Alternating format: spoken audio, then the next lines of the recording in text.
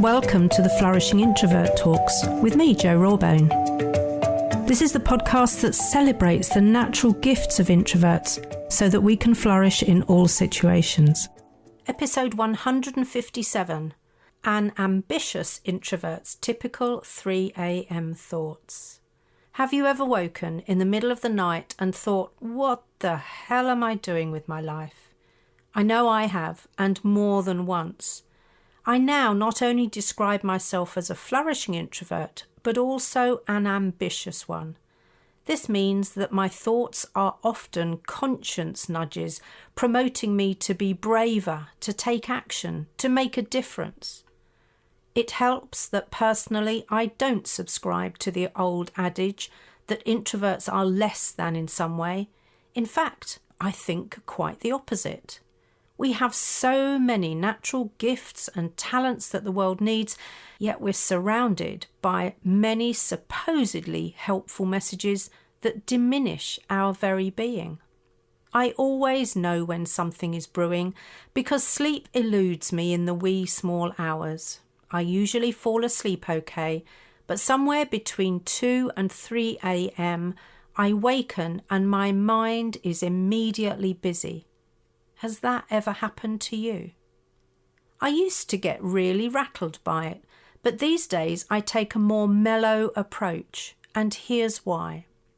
My subconscious is clearly trying to send me a message that during the busyness of the day, I've probably been too preoccupied to pay attention to. So what better time to nudge me than when I've had a little recharge, the rest of the house is still asleep, so I can tune in and focus on the message undisturbed. Billy Chapata of I Am Brilliant says it so well. There is no betrayal worse than ignoring your own intuition. Now, don't get me wrong, I'd much rather this didn't happen in the middle of the night, but better then than not at all, right? That simple reframe has honestly saved me so much angst. And some of my most inspiring ideas have come from the germ of a 3 a.m. idea. If it's just an idea, I've learnt to capture the idea somehow so my mind doesn't descend into worrying about whether I'll remember it or not. If it's bigger than just the idea, like a whole picture of something, I now get up and map it out, because in the stillness of the night, my creative brain really gets into flow.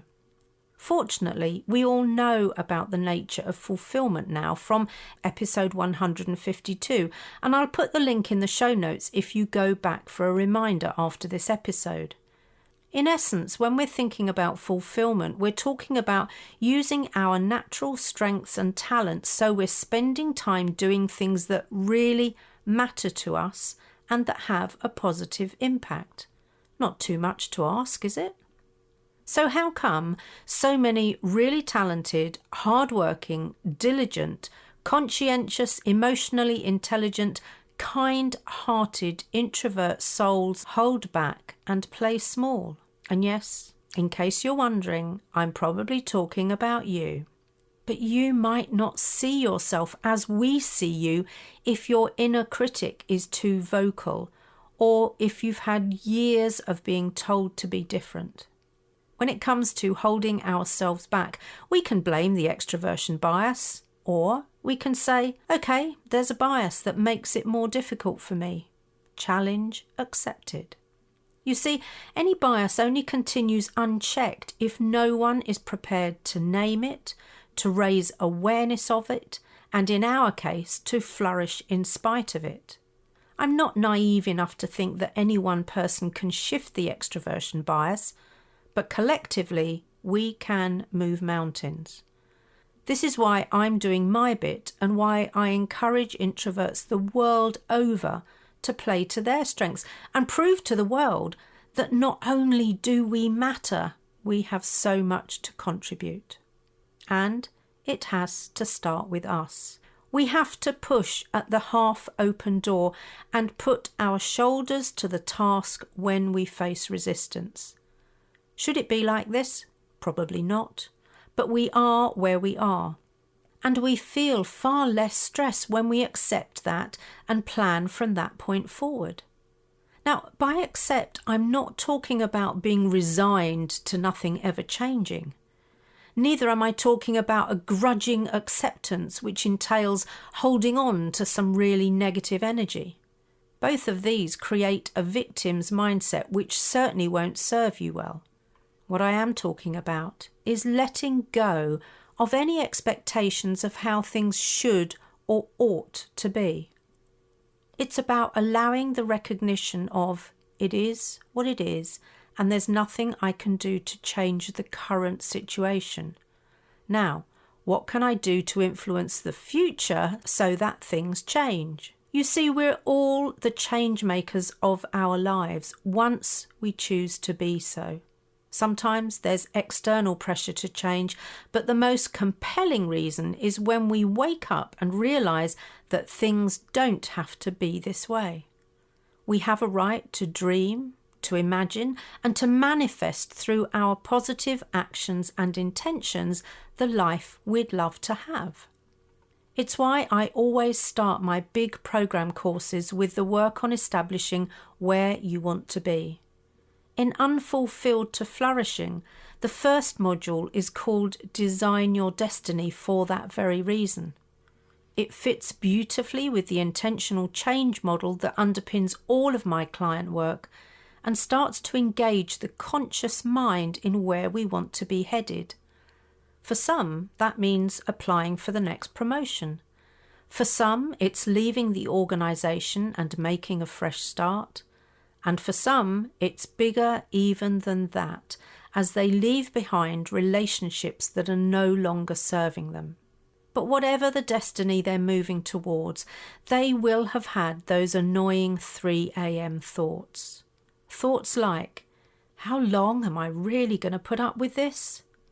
How did I get into this mess?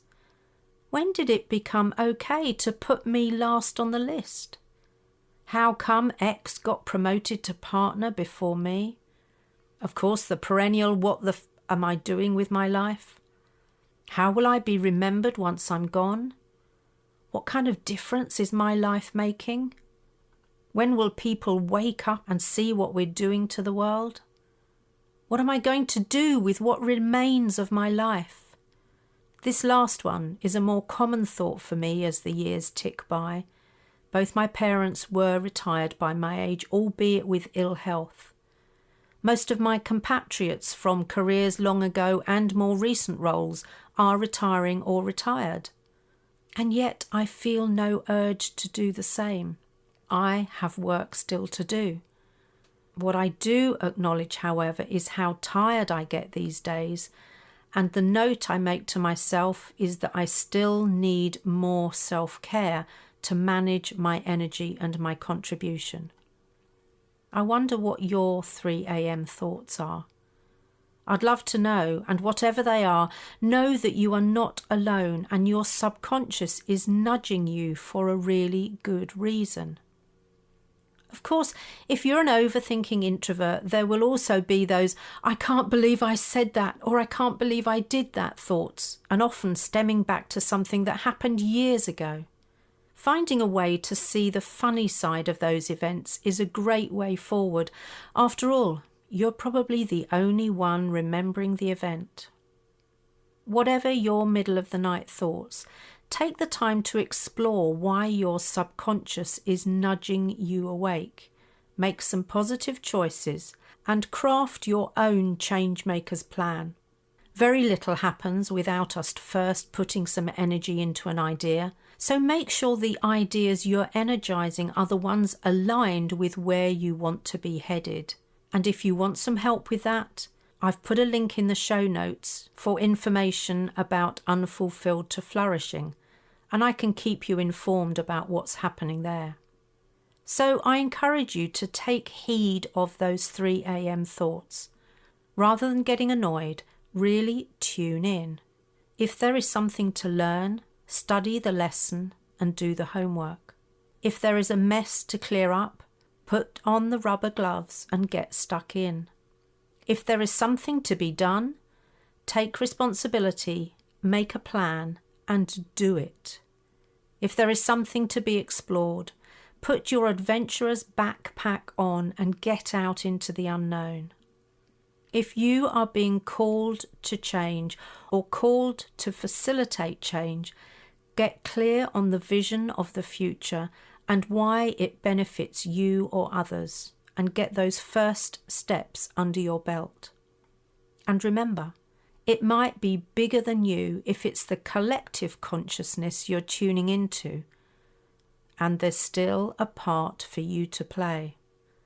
So sleep well, tune in effectively, and be the captain of your own ship. If you enjoyed this episode as much as I did, then please subscribe, rate us and leave a comment, because we know that helps other people find the podcast. And if other people find us, other introverts can flourish.